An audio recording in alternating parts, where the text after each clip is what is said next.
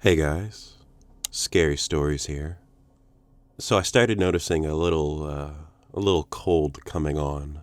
So I hope you don't mind my voice. It's there's a couple words that are a little hard to pronounce. So I've been recording shorts in the meantime till I feel better, but I found this one Reddit thread that I thought would be fun to share with you. It's a strange one, and I thought that maybe we could look through it together. The thread opens up with, "Someone who looks just like me is stalking me." It reminded me of another thread I stumbled upon, where somebody kept seeing post-it notes all around their apartment that they didn't know where they were coming from. That was a whole different kind of trippy. Reddit actually, apparently, saved this guy's life. Anyways, the story begins. I got off work around 10 p.m. and headed home. I live alone and always make sure my front door is locked before I leave for work. But when I got home, the door was unlocked. I knew for a fact that the door was locked when I left it because, like I stated, I always lock it. I also have severe OCD and would not have forgotten to lock the door as I'm way too obsessed with my routine to forget it. I was thoroughly unsettled by my door being unlocked and immediately retrieved my firearm from the drawer next to the front door. I set the bag of food down that I had picked up on the way home and looked around the dark living room, fumbling for the light switch.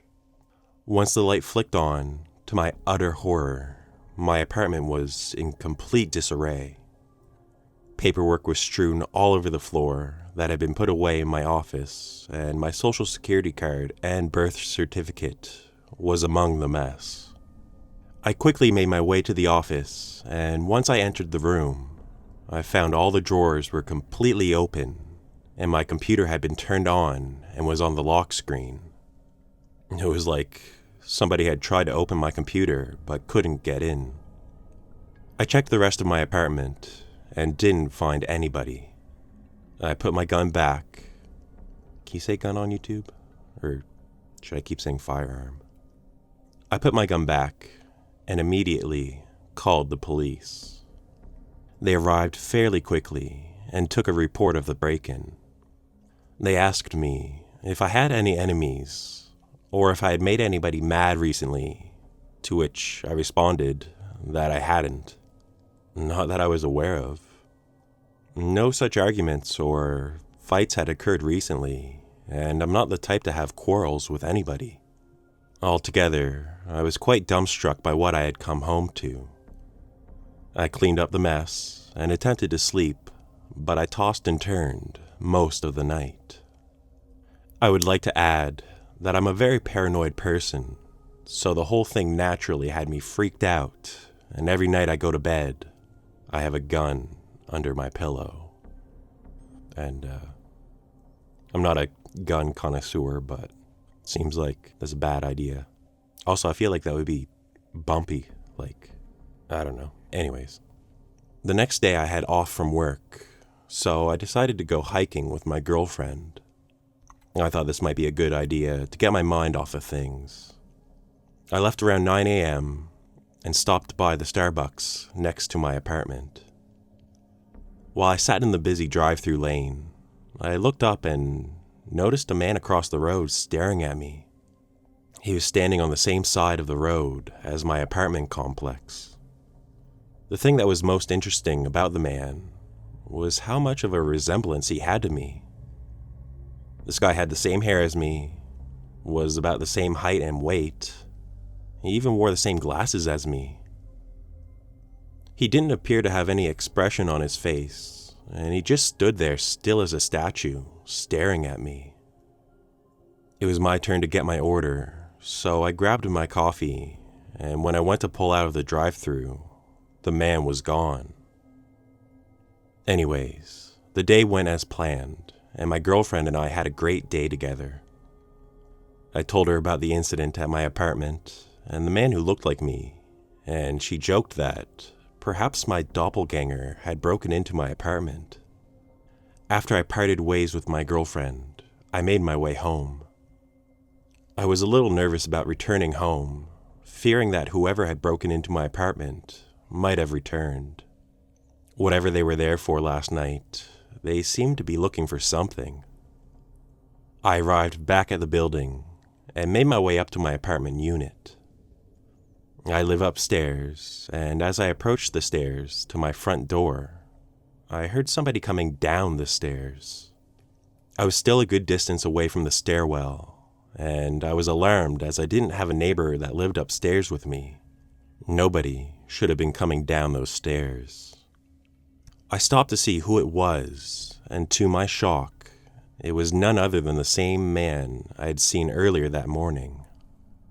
He moved quickly and looked down as he walked by me. I shouted at him to stop, but as soon as he heard me, he took off running and hopped the fence that separates the apartment complex from a large field and disappeared into the night. I ran upstairs and tried the doorknob, which once again was unlocked. I went inside and was horrified. All over the walls in my living room were pictures of me and my girlfriend from that day. Pictures that looked as if they had been taken right from the tree line next to the trail her and I were on.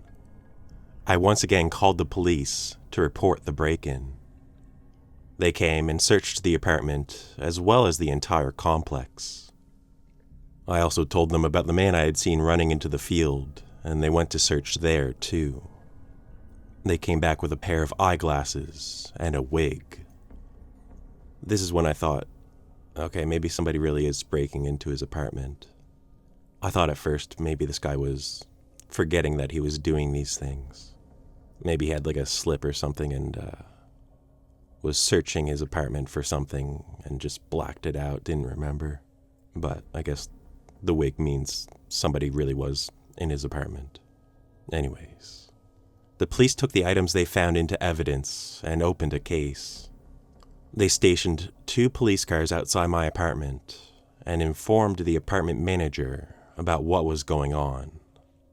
It's been almost 2 weeks since this all started, and nothing else has happened since. No more random break-ins or creepy photos of me and my girlfriend. I've also been staying with a coworker of mine until things die down. I have no idea why whoever is doing this is targeting me. Based on the items the police found in the field, my guess is this person is actually trying to pretend to be me for some odd reason. I don't know what any of this means, but I'll be sure to give an update if anything else happens. And that's where the original story stops. But Honda Guy 1998 comes back with more updates, so I thought it'd be fun to share with you. Update. I returned home to my apartment complex, and everything is how I left it. The door was locked and everything's fine. I feel relieved and I'm hoping this nightmare's over. I only have one small lead that I'd like to share. I texted an old friend of mine and asked him if he knows anything about what's going on, and all he did was send laughing emojis back to me and blocked me. Right that's pretty sus. This is normal behavior for him, however, as he has mental health issues and acts erratic sometimes. Once again, I will update you guys if anything else occurs. P.S. I will also provide a thorough explanation to answer everyone's doubts about my experience, once I feel it's safe to do so, of course. In the meantime, I'll do my best to reply to additional comments if you guys have any. Yeah, definitely got some comments. Why didn't he change the lock? How did the guy get the photos in the apartment so quickly on the same day that they went hiking? Were they film or were they digital? When I was first reading this, I thought it was film like in the movies, the crazy guy putting the photos all over the apartment, developing them in a dark room of his own sort of thing. But, realistically, no, it makes sense, and I guess he'd probably be able to do that if he just went to Walmart and got them printed off or something. Update number 2. So, I've been home since my last update, and yesterday I got home from work and met Mike. This guy's shady. I parked my car in my usual spot and got out and was greeted by a younger guy around 19, maybe 20 years old. He introduced himself as the new maintenance guy and told me that his name was Mike. This morning, I walked out to my car and noticed that Mike was just staring at me with this blank look on his face. He didn't even look like he blinked at all. Anyways, I went about my day trying to think of anything else but Mike. When I got home from work, I pulled into my parking space and made my way to my apartment, only to see Mike literally walking out of my front door and locking it behind him. I was confused by this, but not alarmed, as I knew he worked at the complex. Like, really? You have people breaking into your house and you're not alarmed by... Anyways, as he turned around to look at me, he just smiled. "Oh, hello. We left you an email informing you that your smoke alarm was going off rapidly and wouldn't stop, so due to complaints, I was permitted to briefly enter your unit and fix the alarm." He said all this in a polite but almost robotic tone. I was skeptical immediately because of the fact that they didn't wait for me to come home to enter. Due to my constant paranoia, I can't help but fear that something else is going on. I really don't know what to make of any of this. I'm definitely going to go to the apartment manager on Monday and discuss this with her. Update number 3. Today I got off work around 4 and stopped by my local diner to go get some pancakes. The waiter came and took my order and went back inside. This place is doing outdoor dining due to COVID-19. I hope you can say that now on YouTube. And I was once again sitting at the table closest to the entrance. I was just sitting there at the table reading an email when all of a sudden I felt something scalding hit the side of my face. It was a latte from Starbucks. I like that he can tell from the scalding. It was a latte from Starbucks. Starbucks feels a certain way, you know. As I screamed in pain and jumped up from my seat, I was met with a man with short hair and glasses. He smiled at me and quickly walked away. The waiter witnessed the whole thing and offered to call the police, but I told him not to worry about it. I know exactly who's doing all of this now. The man who threw the latte at me is the same man who's been stalking me. And that's where the story actually ends, which I thought was kind of weird, where he ends like, I don't need you to call the police because I know exactly what's going on. The man who threw the latte at me is the man who's been stalking me. Okay, but you don't know who's stalking you. Or maybe he does. Let's look at the comments. Maybe he's going through the trouble of looking like you so that any witness would give a description of you if it got to that point. Good plan to throw the police off, I suppose. Might be somebody creeping on your girlfriend. To which Honda guy says, "I'm assuming it's somebody we know." Another person says, "Please don't sleep with a gun under your pillow." That's what I was saying. Another person says, "Could it be that he's actually stalking your girlfriend, and so automatically he's obsessing over you and your life because you have what he doesn't? It's almost as if he's trying to be you." The wig and glasses kind of make sense. I'm not an expert, but could it be part of the stalker's mentality? Honda guy coming back saying, "I have been thinking about that a lot, and yes, it is very possible. I believe this person suffers from a personality disorder, if it is who I think it is."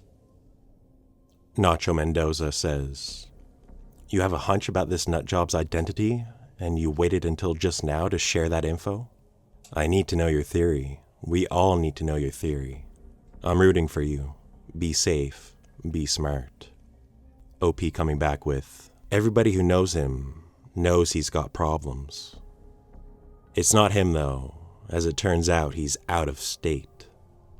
So, no, I guess it's not him. In response to that, here's a little wholesome Nacho Mendoza story. My parents are both elderly, and I'm their sole caregiver. This year has been rough for my mom. She was in a coma, then had heart surgery, then had 2 major strokes, and then internal bleeding and more. Damn, dude. Anyhow, I moved my bed into her bedroom so I can watch her overnight. Our new routine is me showing her funny, weird, adorable stuff on Reddit. She loves it. Tonight, I read your post out loud, and she almost had a heart attack. Hold up. What I didn't mention earlier is that she has severe, expressive aphasia. She's unable to speak. She's all there. She has complete thought and opinions. She just can't articulate them because she can never think of the word. Sometimes she'll say, "Do you have the news on the Jeffrey Freedom?" And I have to ask 20 questions before I found out she wants to know if the cat is in the room. But not tonight. I swear to you, every time I finished a creepy element, she'd gasp and then tell me, "I bet he changed his locks after that." Do you mean to tell me nobody ever thought to change the locks until just now? But how did that weird stalker take so many pictures without the couple ever noticing? Why didn't he open with, "I'm pretty sure I know who it is"? Thank you. It's been a long time since I had my mom around. And that's really sweet.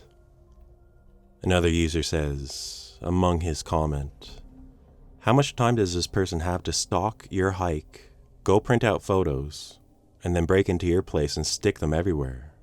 It all irks my bones." OP saying, "I live only 10 minutes away from the hiking spot we were at, and it would only take a few minutes for him to snap the photos he took, get out of the area, and head back to my apartment. I think he assumed that I was staying the night at my girlfriend's, and that's why he lingered so long. My girlfriend suspects it's her ex-boyfriend and my ex-friend, who I'll just name G for anonymity." Ooh, ex-boyfriend and his ex-friend. That's sus. He's always been possessive and jealous and has exhibited disturbing behavior in the past. I just don't get why this person would go to the extra length to look like me.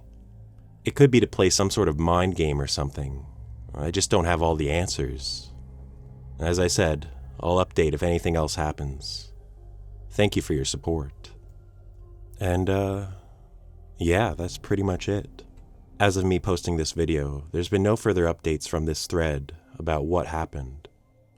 However, I went to click on his profile to see if there's been any other threads or updates of any kind, and the account's been suspended. Did the stalker infiltrate Reddit and, silence him? Probably not. But it's an interesting story nonetheless. I initially thought that, like I said, maybe he was forgetting that he was doing these things to himself, having blackouts and stuff like that, but that's not where he went with it, so I'll leave it up to you guys to decide what happened. I hope you enjoyed the video. I hope you enjoy this kind of stuff. I'd like to do more deeper dives into certain Reddit threads.